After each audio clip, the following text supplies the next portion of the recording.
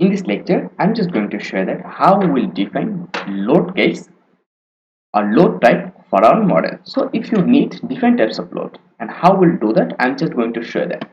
So to define load in Autodesk Robot Structural Analysis Professional, first of all you have to define its type.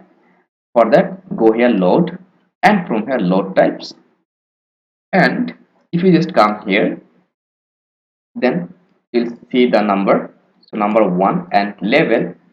So I'll consider dead load like that, dead load, and name also dead load, and from here you have to select load nature, dead load.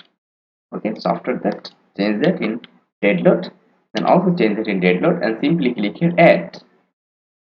Okay, so when we have added that one, just see here load left, I mean that load have been added. Again just go here live load, and from here change that as per your requirement. So live load, then click here add, and see here dead load and live load, two loads have been added.